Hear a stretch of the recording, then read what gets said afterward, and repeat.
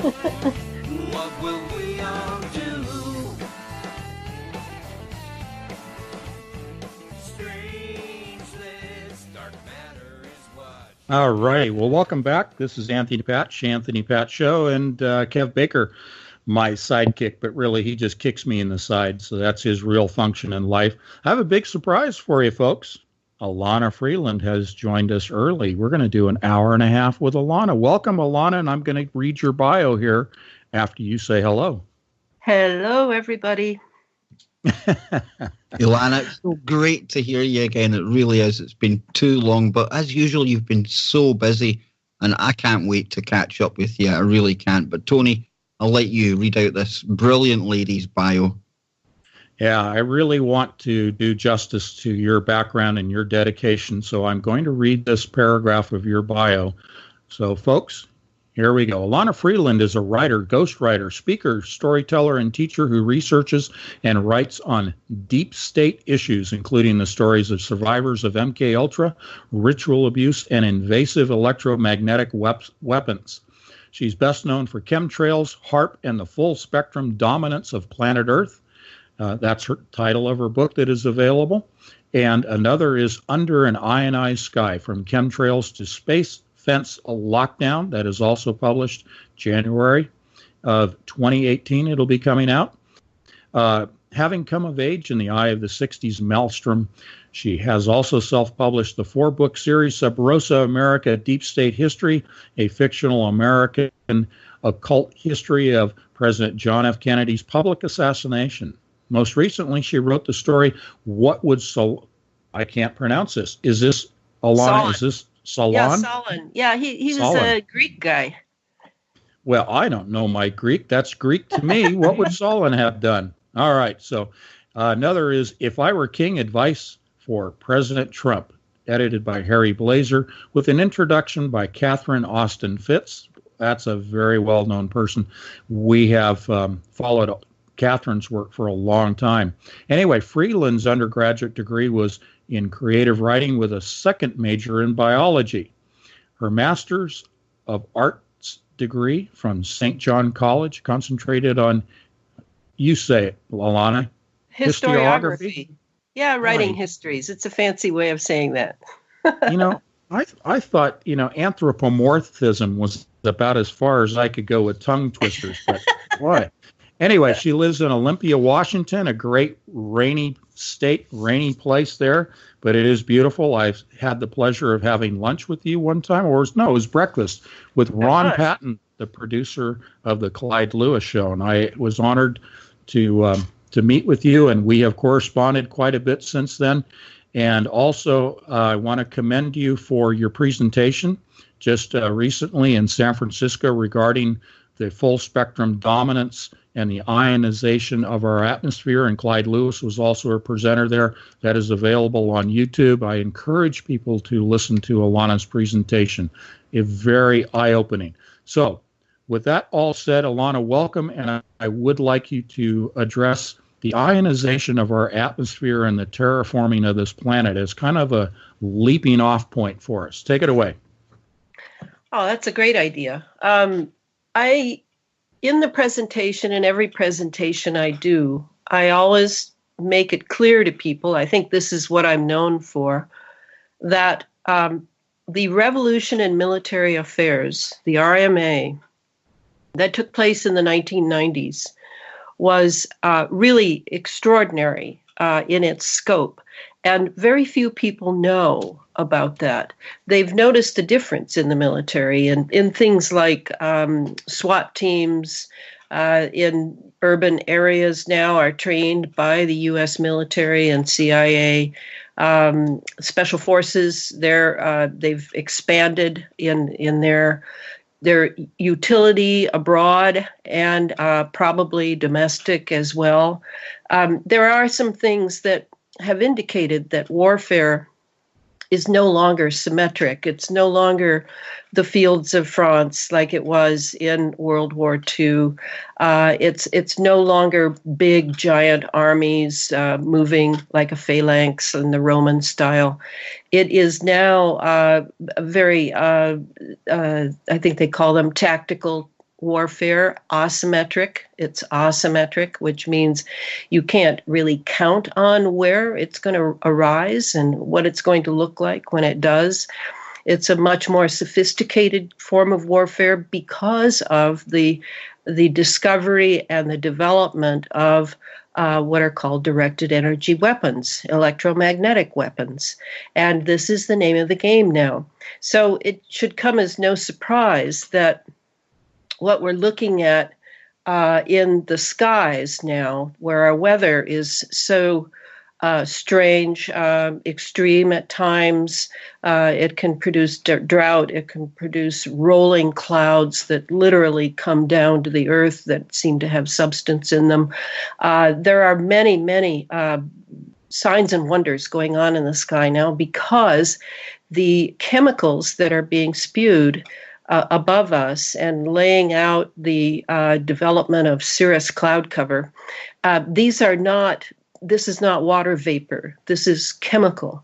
And so what happens is by laying the chemicals, whether you look at it that it's just coming from jet fuel, JP8 fuel, or you look at it that it's coming from a supplementary system, and there do seem to be supplementary systems that don't have to do with jet planes now, and I could show you slides I have of that I showed them, some of them at San Francisco. However it's being done, the laying of that cirrus cloud cover is not just to ameliorate climate change, global warming, whatever phrase from the mainstream media you choose to use. It is actually to lay it out so that the radio frequency from perhaps radar installations, NEXRADs, ships off the coast, Navy ships, merchant marine ships, all of this is to keep the sky ionized. And what that means is it's like they've created since HAARP, the High Frequency Active Auroral Research Project. Since HAARP was super active in the old days, it's now been recalibrated according to Billy Hayes, the HAARP man, who has been my sidekick and advisor for a long time. Since HAARP, when HAARP was really at full max going, they were zapping the ionosphere, as you know, and drawing that energy, which is ionized, is electrons activated, down into the lower troposphere where we live. Now, if they can just keep all the balls in the air and keep the ionospheric-like, mini ionospheric-like atmosphere, which is the one we breathe, if they can just keep it activated, keep those electrons popping, keep everything in motion with radio frequency and chemicals, particularly the conductive nanoparticles of metals, then they can have the scenario for an amazing revolution in military affairs, an amazing full spectrum dominance of all the electromagnetic spectrum for all the military operations that are their heart's desire. And when I say military, remember, I'm talking not just about the 5 branches that we have. I'm talking about the ones that Eisenhower too late warned us of on his way out of office, the military-industrial complex. I'm talking about Lockheed Martin that is running the space fence now. I'm talking about Raytheon that owned all the HAARP patents after Bernard Eastland's work in bringing those patents to light. So when we're looking at who's running the show in the sky, and I would have to add the near-Earth orbit, because our sounding rockets are going up there and also spewing chemicals, the same chemicals, in fact, that are being spewed in the lower atmosphere, so that it's all contiguous, so that now they can have the communication device that is the one they've always wanted. I mean, it's ubiquitous. It's 24/7. It's everywhere. That's what the wireless society really means to me, is that it has been militarized. It is now of dual use. So when I'm looking here in Olympia, I'm looking up at a very hazy sky we've had now for over a week, as the forest fires from north of us in British Columbia, as that particulate matter and the heat is sort of siphons down on us, and the eastern Washington over the Cascade Mountains forest fires and field fires. All of those particulates have descended upon us, and we've been in this sort of humid, which is very unusual here, humid and respiratory challenging air now for that long. And this is all part of the same scenario, the part of owning the skies, owning the weather, making the weather a weapon, if you will, the earth itself being weaponized. And this is what has really captured me now for 5 years. And now I'm getting ready to write the third book, and last, I hope, about the synthetic biology ramifications of what is being dumped on us and what we are breathing in and what is trespassing our blood-brain barrier. You know, I think one of the things that really stood out for me in your most recent presentation in San Francisco, and again, I urge people to go to YouTube and watch that, and Kev will put it in the show notes when we post this on YouTube, on his channel and my channel. But one of the things that jumped out at me was your connection to the ionization of the atmosphere and the impact, and I will say the control of our very DNA. Can you speak to that in terms of this terraforming of the planet and the atmosphere as a specific to the control of our DNA? Because a lot of times we hear, the military applications, and we think wars, and we think about, being able to control other people's populations through, mind control or electromagnetic influences and things like that. But I'd like to really hone in on this whole idea that the atmosphere is being charged with electrons that can then have control, not just affecting, but actual control of our DNA. Can you speak to that for us? Well, there's several layers in what you're asking, and let's start out at the most mundane layer to me, the control. What does it mean to the military mind to control the atmosphere, to control the weather? Think of the weather going through our atmosphere as sort of it's sort of like a mood. It's sort of an emotional field. Yes, it's composed of matter, but it also it affects our moods. It affects the mood of the place, and this idea that we are somehow wired inside with our Earth and with what is going on with our Earth. We all take it for granted. I mean, I always think of it when strangers meet. One of the first things, the safest things used to be they could talk about was the weather. Well, not anymore. It's not safe to talk about Very the weather true. because there are so many lies around it. So, that it's sort of extreme weather and it's about carbons and blah, blah, blah.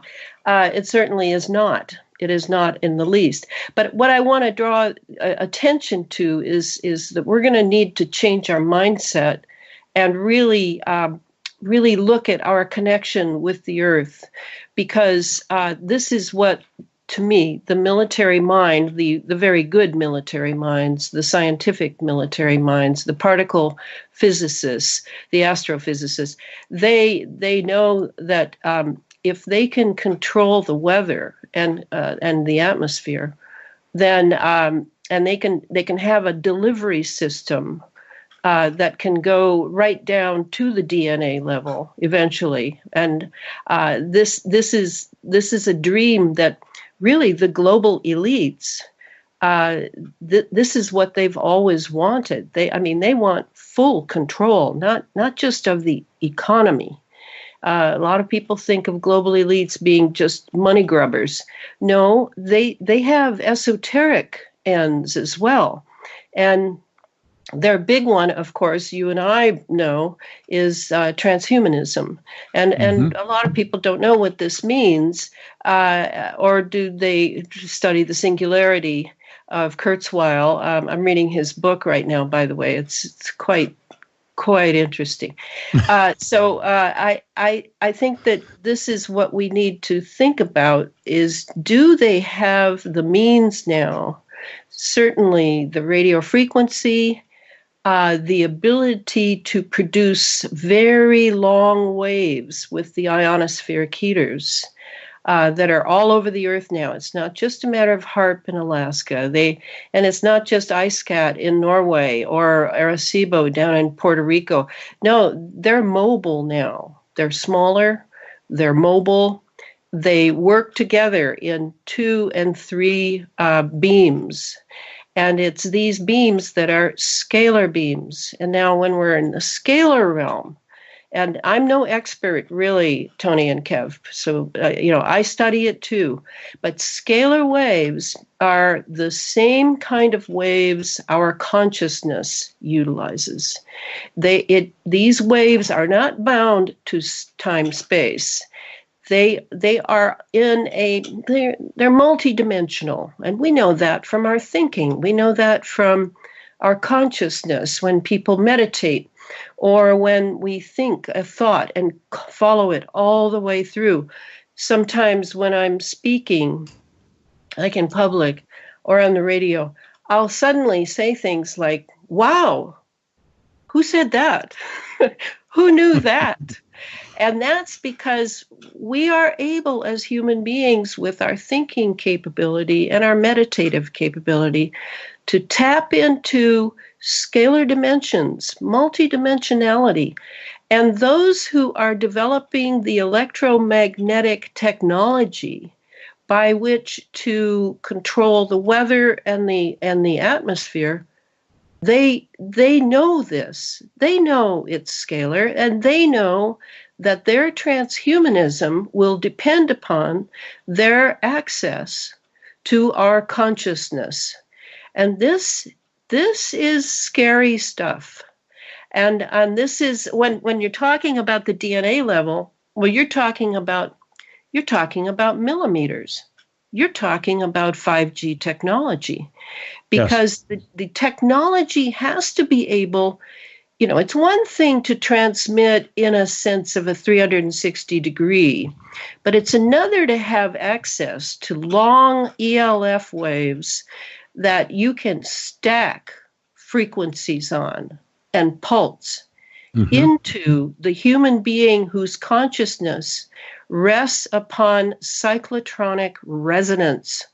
Resonance is the name of the game when it comes to using a weapon like the long ELF waves that are scalar to be able to have it always available 24/7 everywhere, so that you can then use other beams to activate it in a certain target area. So that's kind of how my head is going now as I'm thinking about synthetic biology, about cloning, about the DNA factor that you can store information in, targeted individuals whose brains seem to be being used as computers. This is not something 50 years in the future. This is now. Yes. And I can only imagine that that the 5G, it isn't just like they just discovered and thought, wow, great, millimeter waves, let's get it on the market. No, they've been planning this, but they have to bring everybody along. And in my opinion, as I look around right now, it's particularly in my town, which of course I know best, I'm seeing people's minds very scattered. I can blame television and the mind control that has gone on with television alone and Hollywood, et cetera, for a lot, but not this. This is different. This is emotions are just all over the board. It's as though, and Billy Hayes and I have talked about this many times, it's as though certain frequencies are being pulsed into our emotional field. And, this is easy. This is easy to do. It's not difficult. If you have the technology that can do it, you can do it with a population. You can do it with an individual. You can do it with a neighborhood.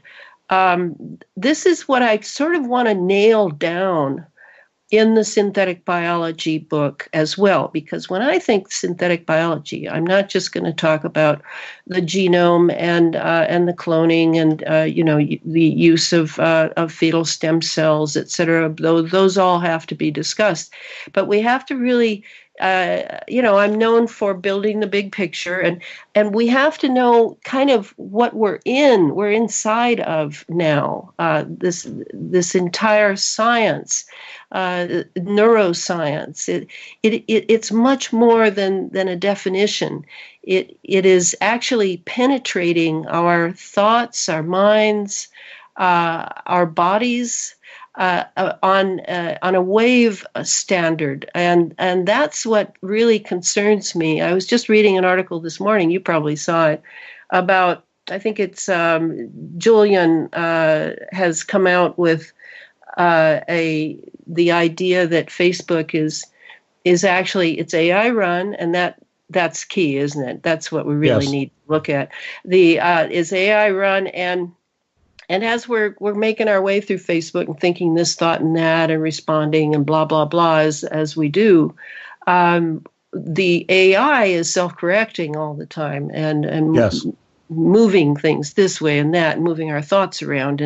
And pretty soon, you don't know the difference between your thoughts and whatever medium you're engaged in.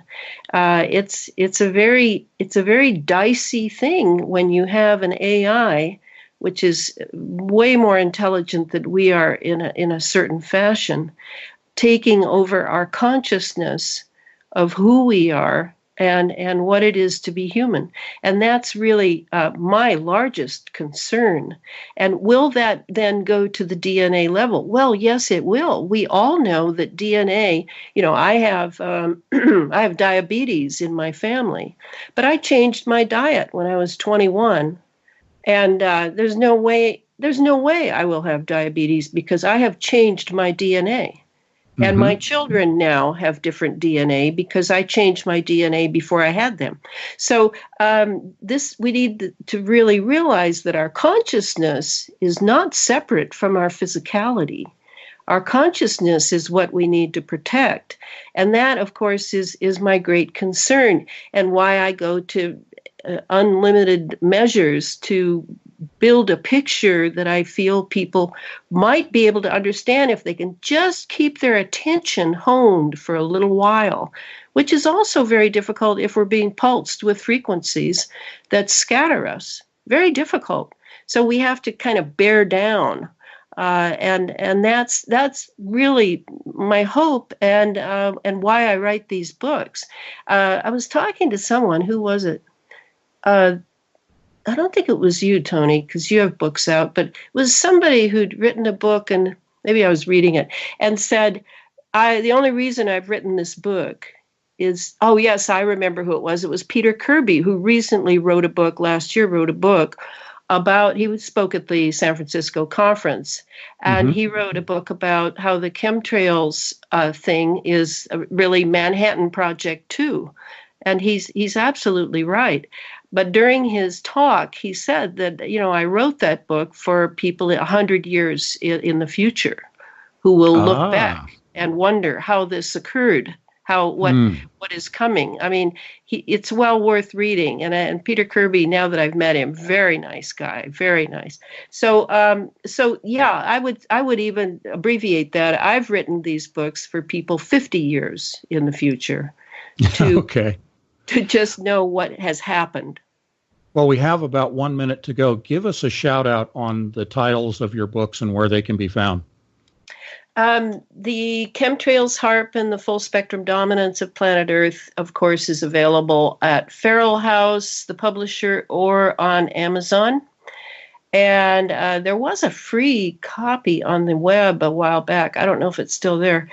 And then as for Under an Ionized Sky, from Chemtrails to Space Fence Lockdown, that won't be out till January 2018, but you can go to the Amazon site and they're taking pre-orders.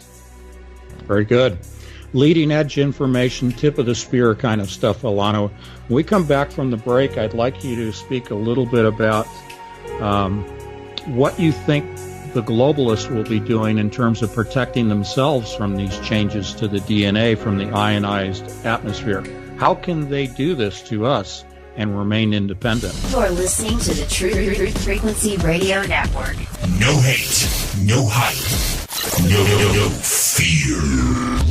There we go, ladies and gentlemen. We are back already. This is the second hour of tonight's Anthony Patch Show right here on Truth Frequency Radio, TFRlive.com.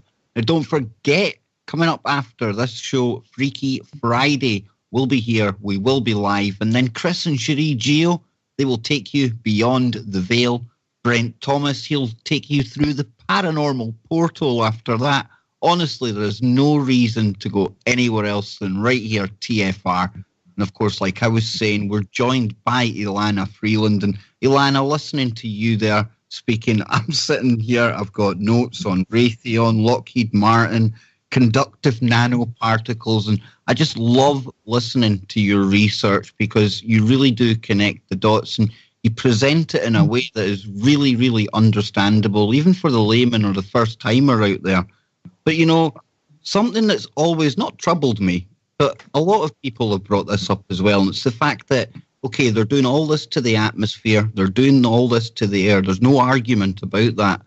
But, I mean, the elites, they breathe the same air as us, so how is it that they're able to go about their business and do this to us and everything's okay?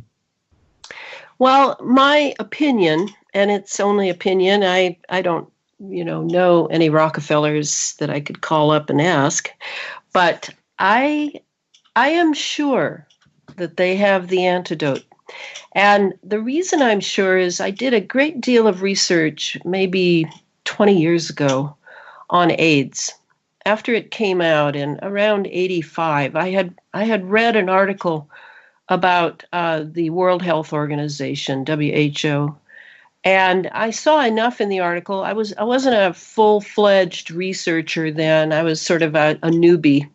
But I found enough in the article to be in doubt as to the origin of AIDS. And over the years, I was able to finally track that right down to where I realized they had the antidote for their kids. And that they had created the AIDS and had it was not on the scale of the chemical trails. That's true. This is a global operation. It travels in the air, and it can, therefore, it moves with our rotation. This is planetary, no question. But they did infect a lot of people in Africa who are still passing it on. And then the homosexual community suffered greatly from this. So I realized they had the antidote, and it's got to be the same now. You notice that many are now building, and we're not hearing about half of them, I'm sure. They're building homes underground. Very wise move, given that space wars are inevitable, and who knows what'll be dropping from the sky next. And they probably have extraordinary filter systems. The HEPA filter was the best in our day, up until recently. I don't remember the names of others that seem to have superseded it, but the HEPA filter was what Clifford Carnicom used when he was analyzing what was the detritus that was coming down after the chemtrails had been laid and were turning into cirrus cloud cover over northern New Mexico back in the late 90s. So they have great filters. And there must be a vaccine that they can take where one of the major problems with the Morgellons, which Clifford Carnicom has more accurately named the cross-domain bacteria, is that our immune system does not recognize it. If it did recognize it, it would go to work against it. But the cross-domain bacteria means just that. It has been genetically engineered to cross over all three kingdoms of on Earth. You could think of it as mineral, plant, and animal. And so our immune system just sees it as, it doesn't even see it. So imagine that they would have a vaccine or a pill or something whereby their immune system would absolutely recognize the frequency of the Morgellons. And that's kind of how I see it. Then there are the others who really, they're driven entirely by their desire to see their transhumanist dream come to pass. And from what I've read, and the few elite children of old families I've been able to talk to and have done some writing for, I realize that the way they treat their children is pretty brutal. And so perhaps the others simply don't care. That's the sacrifice that has to be made for the great global dream. They don't think like us. Let me tell you that. Nor do they live like us. So, when David Icke says they're reptilian or whatever, they might as well be, because they are extremely different from us. Do you see this as a move towards human 2.0, that there's going to be a new race of beings, as has been sort of bantied about in the popular culture, that they're trying to change our DNA so that we are, as I like to call it, a serf class, an SERF, serf, or SERPH, however you want to spell it, a serf class of slaves. And then there are the elite globalists that are immune from this, that the slave class is the human 2.0. Does that sound like something that fits into your research?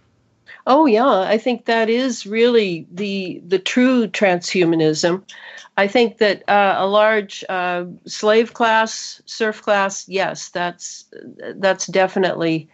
And I think just from what I've said, it's like, Anthony, when you want me to go toward the DNA and talk about the DNA, I think you see now how, yes, that's very important, and that will have greatly to do with the many types of morphing beings in the virtual world that they want us to be living in.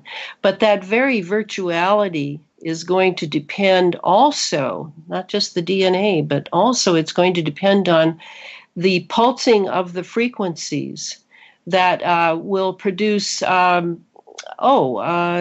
strange things in the sky, sort of Project Bluebeam stuff. Mm-hmm. Entities that are already swimming in our atmosphere that at least I believe they're there. I'm a great fan of the book, The Cosmic Pulse of Life by Trevor Constable. In fact, I used to communicate, I emailed with Trevor but he's now dead. And Wilhelm Reich was seeing these entities in the sky, mostly benign, very strange shapes, probably plasma bodies, not physical bodies, because plasma is the fourth state of matter. So why not? Why not a plasma body? I that's one of the advantages I see now, is that they are probing with their electromagnetics and their chemical shenanigans in the sky. They are probing what is in the atmosphere that were written about in the ancient Vedas and the Ramayana and the Mahabharata, all of these ancient Indian documents of thousands of years ago. As well as the biblical account of, we wrestle with not just flesh and blood, but we wrestle with the spirits in the air. That's right. And when Shakespeare wrote about Ariel in the Tempest, the spirit of the air. I mean, to me, the greatest disadvantage to the materialism that they have taught all of us in schools for now, 400 years, is that we are completely blind when it comes to esoterics. We do not understand the subtleties of existence on this planet and in this atmosphere, and that's what I want to understand my entire time and space. Talk about being arrogant, an arrogant idea, but I really am driven to understand not just why I'm here, but where am I? Sure. There's so much going on here. There's so much physically going on, spiritually going on, and so when you asked me the question of how they are protecting themselves, I think also we're seeing certainly from the recent scandals regarding the Satanist agenda of the Clinton Foundation, the Pizzagate, the children that are being abducted all the time. We're seeing an element of esotericism that has to do certainly with demonology, certainly has to do with some sort of science as well. I don't know. The split between science and the psychic is a very uncomfortable split, because I feel that the global elites are very dedicated to that unity between the two, and they are taking advantage. They take advantage of us for our dull-wittedness in having the education that's been foisted upon us, and that we've therefore passed down to our children and their children. So we need to wake up. Speaking of ways to protect oneself and one's children, we need to wake up that the science of today, not only is it 50 to 100 years ahead of anything the public knows about, but it is completely unified in the psychic realm. And of course, that's why I like what you do when looking at CERN, because that's what's going on there. This, when I titled the chapter in my book I sent to you, The Temple of CERN, that's how I entitled it. I was not being coy. I'm serious. Yes. There are rituals going on. And what are rituals other than mathematical formulae? There you go. What else are they? Elana, I mean, even just looking at CERN, it was the first place that really connected science and spirituality for me, but it wasn't hard to connect when they've got Shiva sitting in the front garden. Oh, yes. And when we see those symbols, I remember a film I saw years ago when I woke up to this. At that time, I was teaching at the local college a mythology course because I was really into mythology. And I saw a film on the Gnostics. In fact, it's entitled The Gnostics. And I have tried for years to find those films, and they're gone. They are gone, because in that film was a great scene of a CEO of a powerful corporation in Northern Europe, and towering over him from behind was the god Mercury, a statue of the god Mercury, Hermes. And Hermes is, yes, He's the communicator God. He carries the messages between the gods. But more importantly, he is the God of Hermetic hidden philosophy. And this guy completely said that global corporatism is completely dominated by the occult, and they are within a hair's length of obtaining a very ancient dream. And I have tried to find those films. Oh, I wish I had kept it. That's how I see what's going on a global level. So my thinking is, if I want to find the things that would save humanity from a humanity 2 or enhanced future, then I must study how my enemy thinks. There you go. And stand in his shoes to the best of my ability so that I can grasp their different take on reality. Yes. Yes, you have to study your enemy. Absolutely. It doesn't mean you're a participant of their ways and their practices, but you understand it enough to understand their goals. And so you mentioned their dream, their aspiration, a hair's breadth from achieving their dream. What is in that corporate structure that you mentioned? What is their dream? Well, the corporate structure, and now I'm going to speak as an esotericist. Will that be okay? Absolutely. Go right ahead. I'm crossing over here big time. No, that's okay. That's all right. As many people know, I've been very influenced by Rudolf Steiner. He is considered to be the Christian initiate of the 20th century. And for that, he was hated and despised by theosophists. Many occult schools despised how he had taken the cause of Christianity. But he himself had an experience of Christ when he was 33.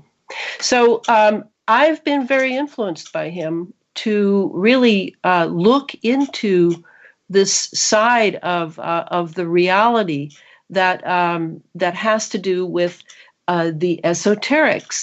And when I repeat your question, because my mind just went off. No, that's okay.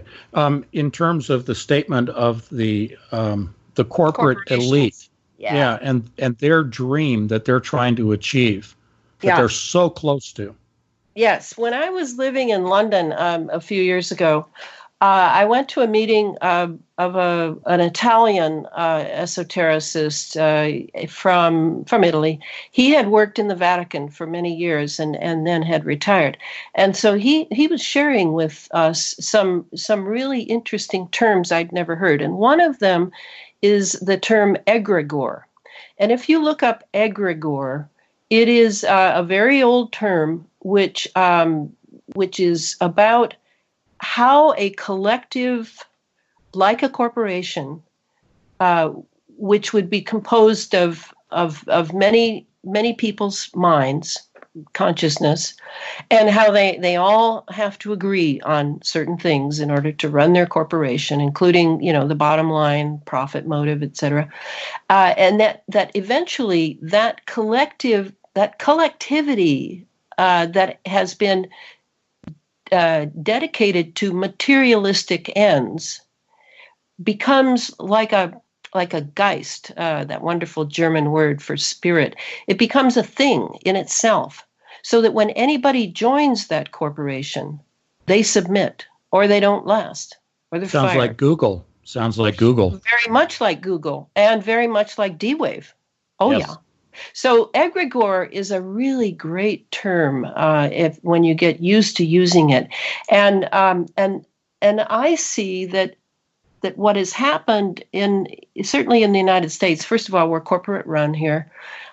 We are not government run. There's the great revolving door between government and corporations. It's almost tacitly understood that you work government, you do what we say, you please us, you'll graduate when you come out of office to a really high-paying, cool job. So we are run by corporations here, which means to me that we're run by an egregore or a series of egregores. And can you spell? I'm sorry to interrupt. Can you spell sure. that for me? Because chat room is asking about it. Yeah, Egregore. Good. Thank you. Go ahead. Egregore. Yeah, and if you go and do a search, you'll find it right away. There's a lot on it. I just never heard it before, like 10 years ago. So we're run by an egregore, and everyone has to submit. And in a way, that's how I see what has happened on a spiritual level to the wonderful dream of America, is that these egregore-driven, probably consider themselves patriotic men and women, have submitted themselves, perhaps unknowingly. I don't know how. Consciousness and being able to be very clever are quite different. So I don't know how conscious these people really are, but they're quite clever, and they have submitted themselves to serving this sort of idea, because the egregore looks like an idea. But what is an idea, actually? There are ideas that are healing. There are ideas that are destructive. And the discernment to discern between the two is becoming more and more difficult, given that I believe we are being pulsed with frequencies now in our ionized atmosphere to not think very clearly. You have to really, really hold on, and I'm really good at thinking, and I'm having to sacrifice more and more of my so-called personal life. I actually don't have one, but I'm sacrificing more. Who does? And more in order to do the good work, right? To keep the work good and keep it integritous, and yes. I'm having to work harder, and so I can only imagine what Joe America and Jane America are having to do. I mean. Yeah. This is a great challenge, Tony and Kev. You know that, and that's why you guys work so hard. Well, let me pick up on that point, because I'm going to again put a plug in for this conference, this forum that Kev and I are putting together for September 16th and 17th. It'll be a live stream on-camera video event for 2 days, about 16 hours of broadcasting time, and this is what we're trying to achieve. It is actually called full spectrum dominance. So I sort of lifted that from you, but it is a military term because we're applying biblical scripture to the premises laid out by Sun Tzu in his nearly 2,000-year-old work called The Art of War. And full spectrum dominance fits right into that in terms of sort of our 30,000-foot elevation view of what you're talking about and many other areas that we're going to fold into this conference. But the idea here is that we want to equip people with skills, with answers, with solutions. We want to help them to become critical thinkers, to be objective about their own thinking, their own psychological state, the state of their loved ones and family members and coworkers. So what you're talking about is being objective, being able to step back from yourself and observe your behavior and compare it on a daily basis and also on a longer historical basis. How have you been changed? And what can you do about it? We know that we're immersed in 5G and all of the other EM that's going on. So what do we do about it?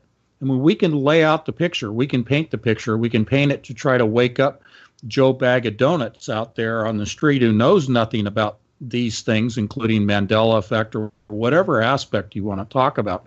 But the point is, for the forum, and this is where you're going with your research and your publication of your books, is to help people, to give people tools, to give them the awareness, but then give them the tools, the solutions, the defense, but more importantly, the offensive skills, the offensive ability to actually attack this so that you're not just reacting. What are your thoughts on that little presentation there?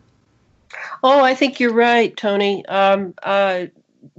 It all, to me, stems, again, from how you perceive the human being. If you perceive the human being as the outcome of the apes, then you're going to see the human being as a mammal. And that's going to trigger all kinds of associations in the mind that, we're just we have slave masters, just like the mammals. The ones who are most dominant are going to succeed. The less dominant will not succeed. That whole aberration of the Darwinian theory has gotten a lot of mileage, and I'm really sad about that, because that is not at all what the human being is. The human being is a very high species that is in to me, is in a process of spiritual evolution. And that spiritual evolution depends upon what we do here, how we manage our moral lives, how we serve each other and not fall for the war motif. There are so many things that it's so obvious to me that the human being is precious. Yes. And we have about a minute. I'm going to let Kev jump in here real quick, okay? Yeah. And then we'll pick it up on the other side. Kev, bring us around. Well, Tony, we're just about to go out to the break, but of course, for anyone out there, don't forget that coming up right after this show, we will be going to Freaky Friday, so don't go anywhere. But of course, we've still got one more segment left listening to Elana Freeland. And if you are like me, and I imagine a lot of you are, you're still sitting scribbling notes. This is fantastic stuff. And all of you listen to myself and Tony a lot. And what always strikes me, Anthony, is the fact that even listening to Elana, it sounds like everything, absolutely everything connects together, despite it all being independent research. And this is this kind of synchronicity, these quantum entanglements that we've been talking about just recently. So more of this after the break, folks. Don't go anywhere. It's just getting warmed up. One segment to go. We'll be right back. You are now tuned into the truth frequency. We are TFR. Truth Frequency Radio. All right, my friends, thank you for staying with us. It's almost 2 hours already. It just screams by. Elana Freeland is our guest. This is the Anthony Patch Show with my co-host Kev Baker, who's off having a couple of scotches because this has been really melting his mind, and I think he went to look for a bucket to gather his brain up, as Johnny Whistles, our co-host on Monday and Wednesday, like to say. But Elana has been very gracious to come on at the last minute with us. I'm going to ask her to cover a couple of different things. One is the cosmic core, CORPS, the cosmic core. And the other thing I'm going to ask her to address, because, if it's Anthony Patch, somewhere in here, CERN comes into the conversation. And we are going to be talking about the frequencies that two of the detectors at CERN are operating at that have everything to do with the human mind. So, Elana, that's your cue. We're going to talk CERN after we talk about the cosmic core. Take it away, my friend. Well, when I sent you that article about the Air Force cosmic core, that was sort of, I guess it's a follow-up from two other things I discussed in my PowerPoint presentation in San Francisco. I'm looking at one of them now. I don't know if people remember. It's very hard to keep things in your mind. Things are moving at such an incredible speed. Yeah, that's for sure. On July 1, in RT, remember when it showed President Trump with his magic executive order pen, which, by the way, Americans, is how government is done now, and nothing goes through Congress, really. Congress is an anachronism, and those who aren't being blackmailed for pedophilia and pictures of such are owned by corporations. So most acts are happening now with executive orders. He's signing a relaunch of the Space Council. And that's the important part. Okay, so what had happened before that? And I want to emphasize this. Let me see if I can find that. Yeah. So what had happened on June? I believe it was the 15th or 13th or something. A photo was taken. A radar. Actually, it was a radar photo. A photo of a radar screen that picked up the satellite AMC-9 was launched years ago, maybe 10 years ago, by Russia. Anyway, what was happening was it was coming to pieces. And no one could figure out how it was coming to pieces until this radar photo made its way eventually to the internet. And what you see is a phalanx of 3 orbs passing AMC-9. And as they pass, AMC-9 begins to pulsate rapidly. It has been hit. I never saw a ray in the photograph. I didn't see anything, but I saw that it was pulsating rapidly. And then it began to come to pieces. And it was in triangular formation, the 3 orbs, followed by a 4th, that made me wonder, and others on the internet. I think I picked this up from BP Earthwatch on July 2. Made me wonder if the space wars have actually begun. And one of the ways they would begin, and would certainly make sense given my research into the space fence, which, as you may know, is touted as being the means by which we are finding out about the debris in space, so that our satellites, which are crucially important to all the technology that is now going in the troposphere that is now ionized, that they are safe. So anyway, this happened. Let's get the dates right. This happened on June 13th or something. And then suddenly we hear how President Trump is relaunching the Space Council. And the next thing we hear, the very next day actually, is that the Space Corps, the House of Representatives, is passing let's see, what was the name of that? It was a huge bill having to do with the national, the NDAA, the National Defense, and in it is a slight paragraph about the formation of a 6th military branch known as the Space Corps. So that's the background to the what is it called? The Cosmic Cadets or whatever, is something, my guess is space wars have begun in the upper Earth atmosphere, whether it's in the stratosphere or above, I don't know. But that's how I look at what I sent you from RT about the Cosmic Cadets. Mm-hmm. Yeah, I want to just also remind people that if you'd like to hear more about this, Elana has graciously contributed an excellent article, a 20-page article entitled Planetary Lockdown. And this will appear in the September issue of Entangled magazine, available through anthonypatch.com. And I want to thank you, Elana, for that article. And the Cosmic Core is something that you also addressed in your presentation in San Francisco just recently. I'm going to take one thing out of this article and just read it very quickly.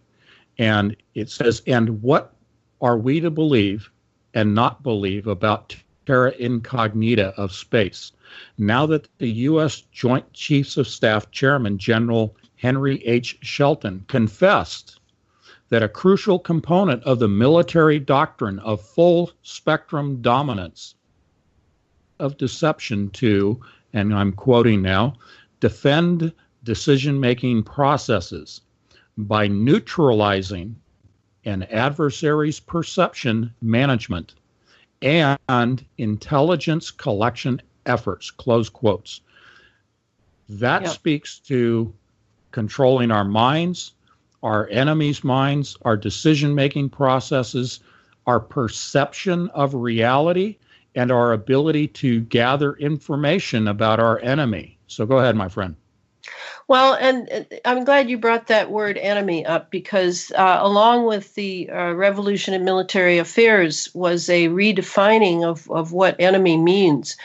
And really, if I were to be, I don't know if salacious is the word, but if I were to be in their face, I would have to say that the definition of enemy now is anyone that might prevent the global elites from establishing their globalism dream.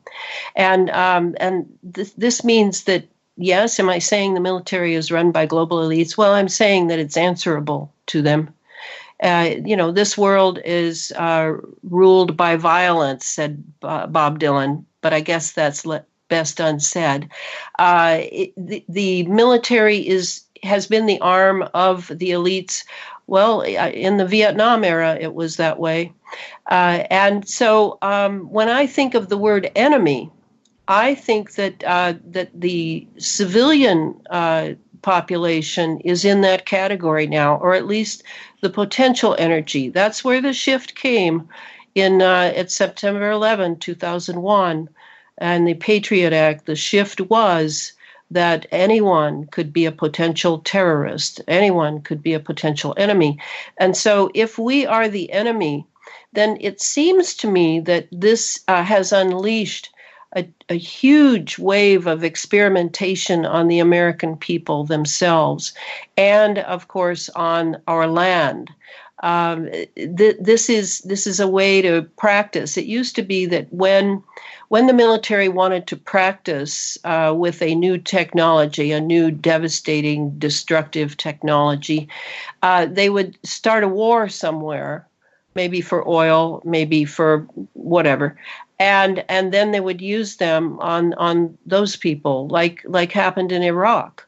From the time George H.W. Bush took us there in the early before 2001, and then when his son took us there after 2001, these people were subjected to terrible directed energy weapons, and the doctors, of course, were bewildered. They'd never seen anything like it. What do you do with someone who has no projectile entries on the outside of their body, but their organs are melting? This was the name of the game, was directed energy weapons. And now, instead of just starting wars elsewhere, maybe there's been a little pressure on the military to not so much do that anymore. Now it's at home, and we have targeted individuals, we have directed energy weapons. Everywhere I turn, I see the evidence of them. And so when you say enemy, it's pogo again, right? Mm-hmm. I have seen the enemy, and the enemy is us, and that is how I view it. Is the term enemy is almost doesn't mean anything. It almost just means anyone not me and my idea. When the military is talking, and I don't really know what to do with that, other than, yes, our perceptions are being changed on the internet, and yet look at me. I am deriving most of what I know in this cutting edge national security technology. I have to go to the internet, and I have to search those papers that are popping out one after the other super fast. And I have to read the military documents. So the internet is our friend and the means of our enemy as well. And I guess we're just going to have to live with that.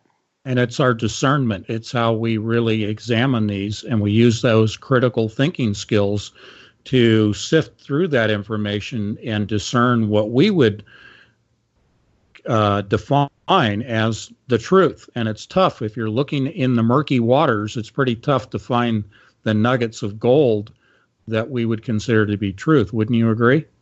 Yes, and it brings up something else I wanted to say to listeners and anyone who hears this is we're very fond of our emotions, and I, as you can probably tell, I'm not an overly emotional person. I'm a much more of a thinking person.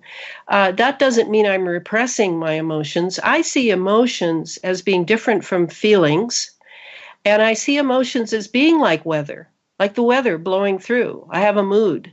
I wake up, I'm in a mood. I wake up, I'm happy to go about my daily life. Emotions are weather, and they're not a god, and they're not a weapon to use against others, nor are they a justification for why we do or don't do something. Our feelings, on the other hand, run deep. And to me, they're a soul quality. If you've never met someone who has no relationship with their feelings, I have. I've met a couple of people like that. Pretty shocking. And I would say that now we might be entering the realm of evil.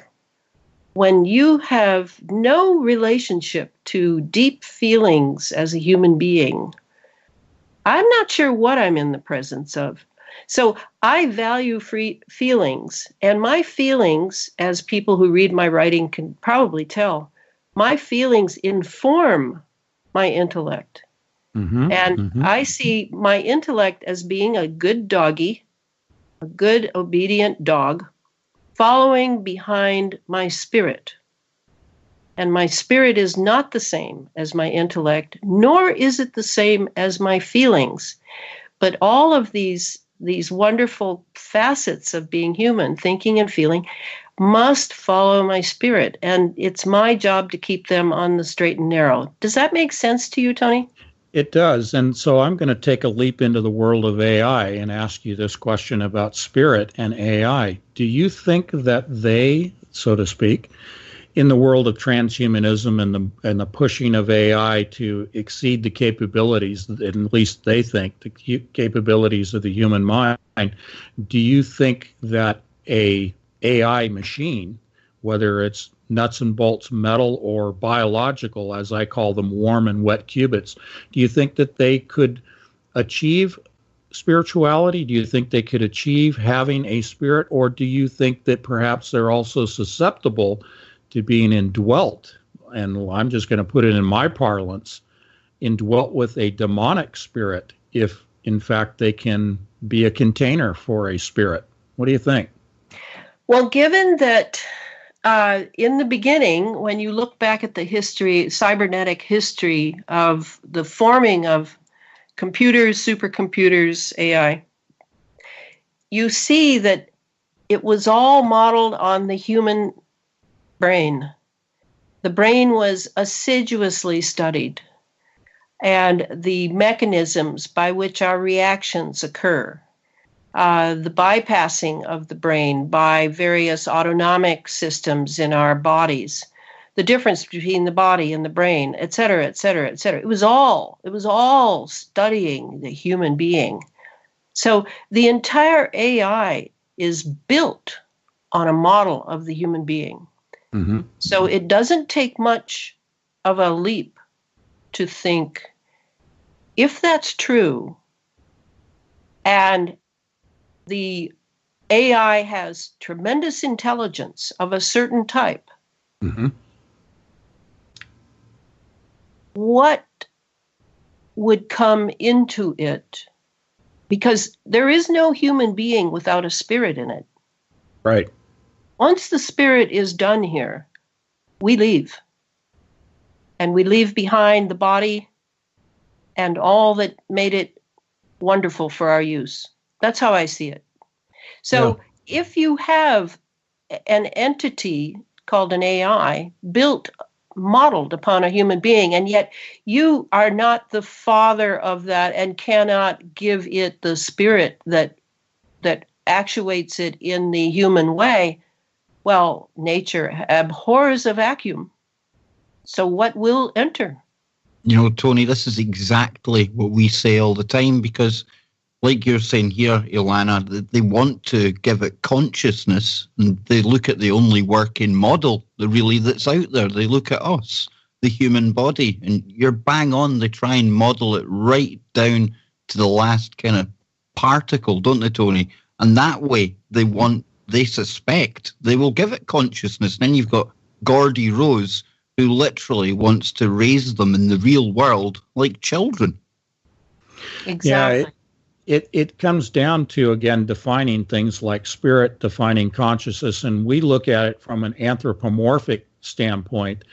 And I've offered, Kevin, I have in the last couple of weeks, how would AI look at itself? Would it look at itself through the lens of anthropomorphism, or would it look through it from a new set of glasses, from a unique perspective? And would that perspective necessarily require any sort of a spirit as we as humans define a spirit? But I mean, that's the problem, Tony, is it could look anthropomorphically to a degree, but it can't look anthropomorphically beyond where there is no spirit. And so my guess is, as it is self-learning, it would see that it was missing something, and it would probably be puzzled over that for a while.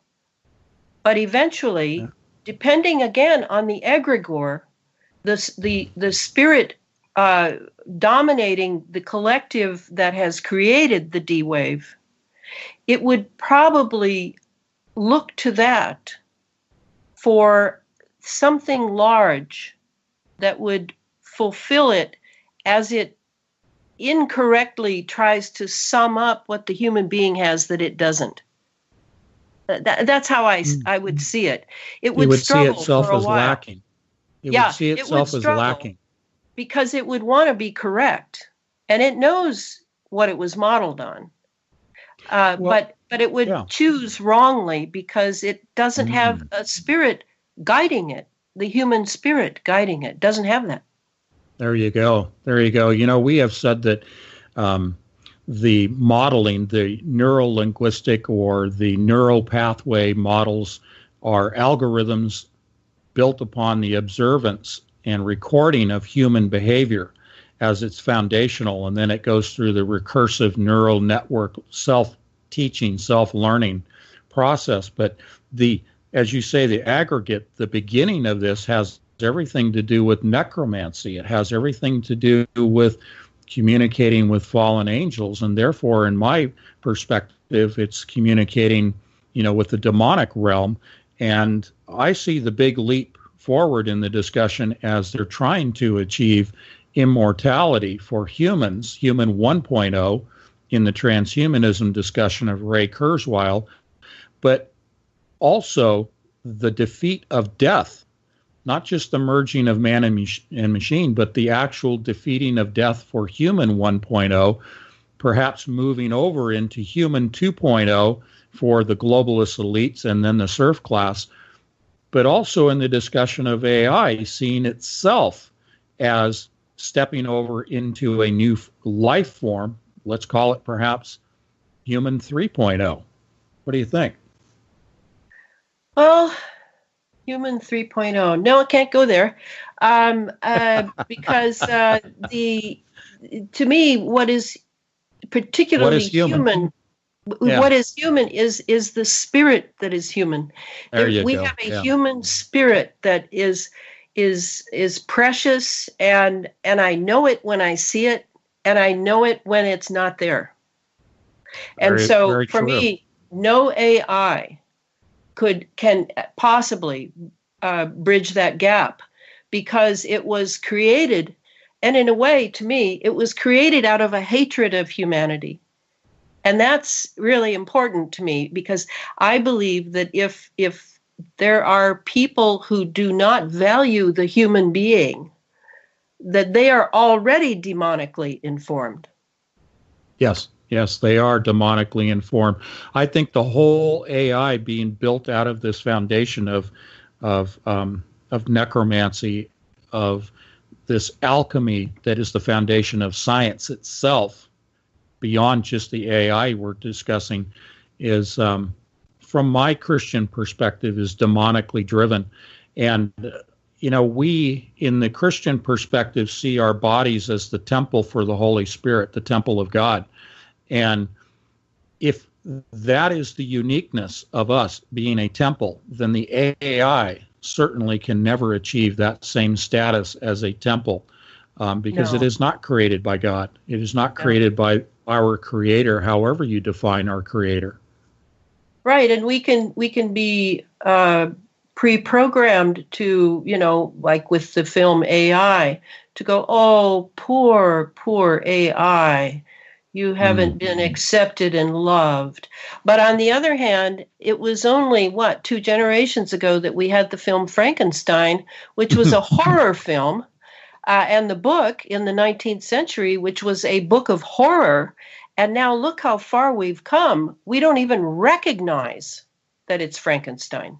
That's right. We got about 3 minutes. Shout out for your books, your website, your work, your videos. You got take 2 minutes to do it, and then Kev's going to wrap us.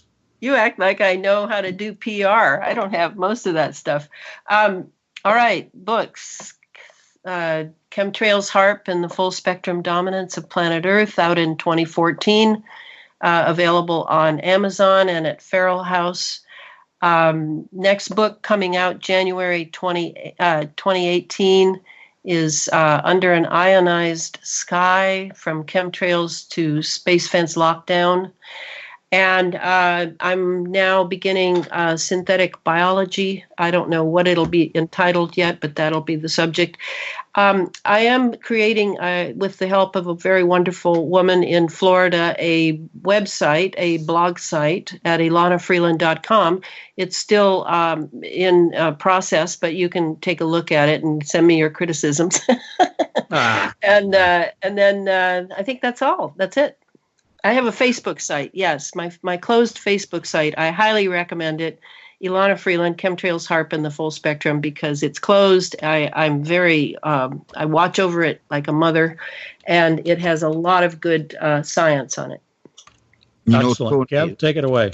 Tony, I feel kind of guilty, because I'm meant to be working here, right? Meant to be on radio helping you co-host.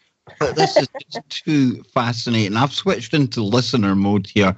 And for the audience out there, here we have 2 of the leading researchers into their specific topics right here on the show, just talking away, sharing all of these connections. Absolutely amazing. And that's why the Anthony Patch Show, it really is. It's becoming so popular.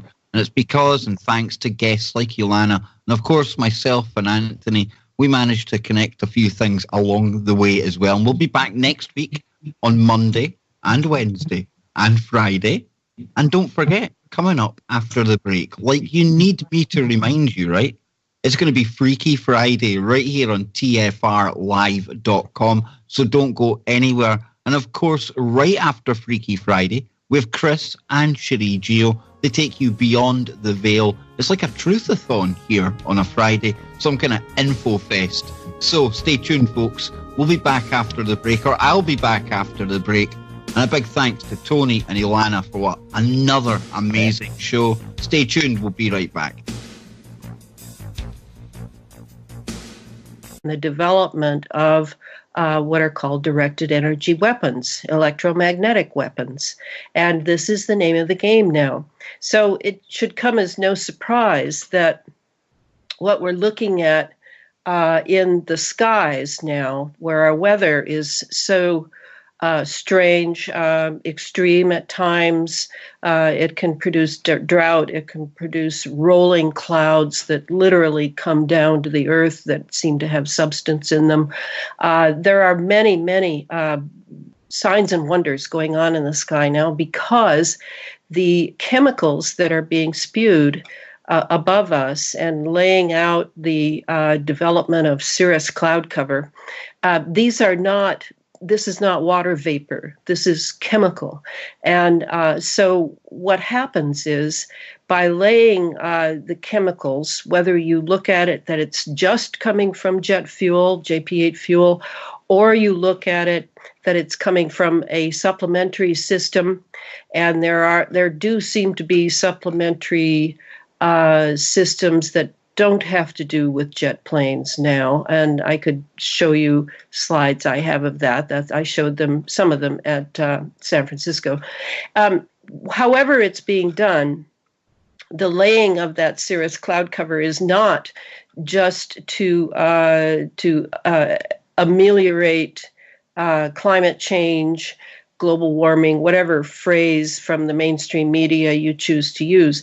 It is actually to lay it out so that the radio frequency from perhaps radar installations, NEXRADs, ships off the coast, Navy ships, merchant marine ships, all of this is to keep the sky ionized. And what that means is it's like they've created since HAARP, the High Frequency Active Auroral Research Project.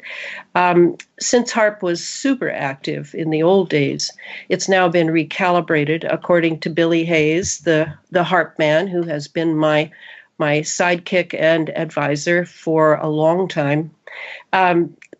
Since HAARP, when HAARP was really at full max going, they were zapping the ionosphere, as you know, and drawing that energy, which is ionized, is electrons.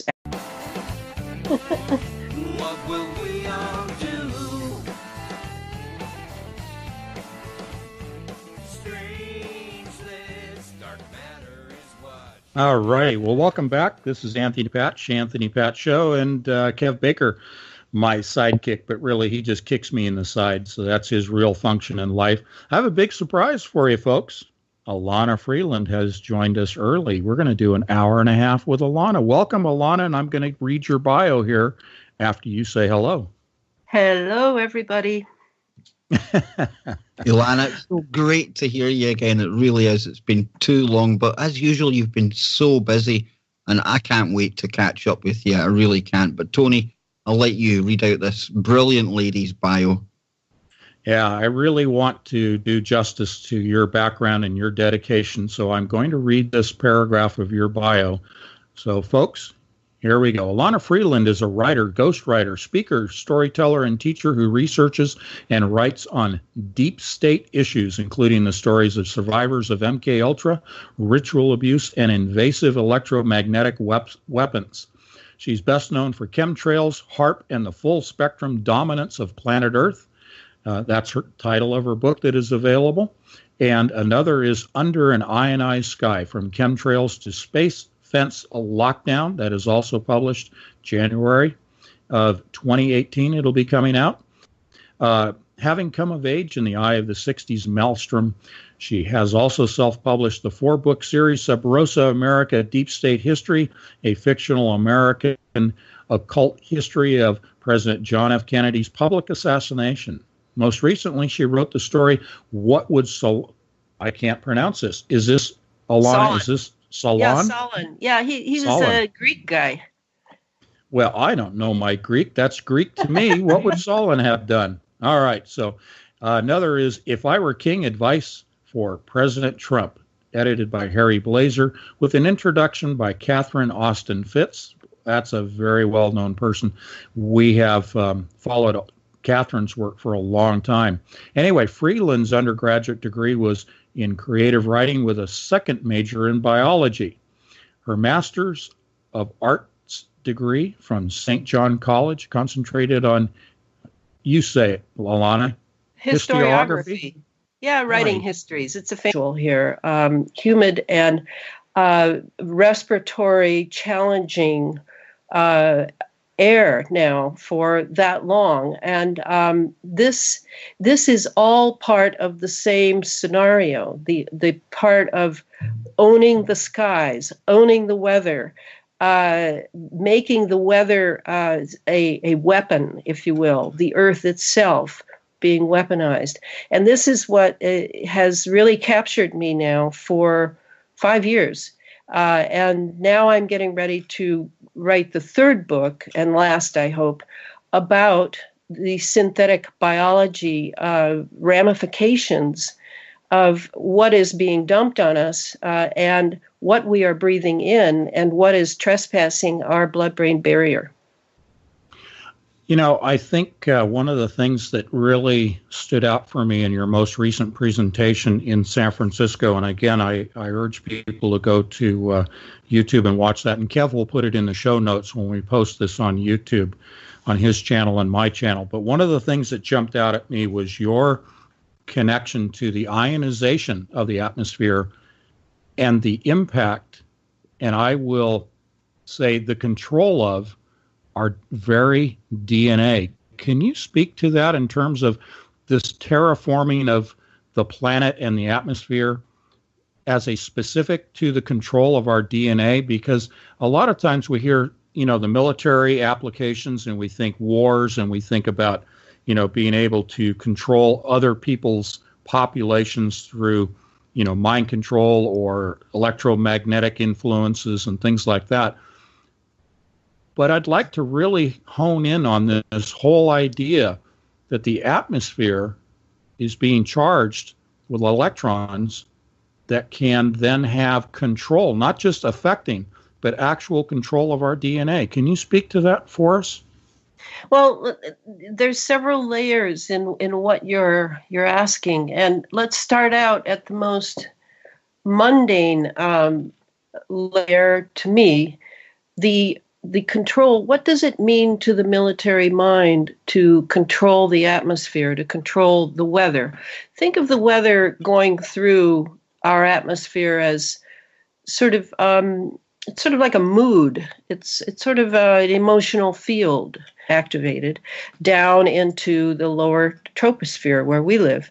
Now, if they can just keep all the balls in the air and keep the ionospheric mini ionospheric like atmosphere, which is the one we breathe, if they can just keep it activated, keep those electrons popping, keep everything in motion with radio frequency and chemicals, particularly the conductive nanoparticles of metals, then they can have the scenario for an amazing revolution in military affairs, an amazing full spectrum dominance of all the electromagnetic spectrum for all the military operations that are their heart's desire. And when I say military, remember, I'm talking not just about the 5 branches that we have.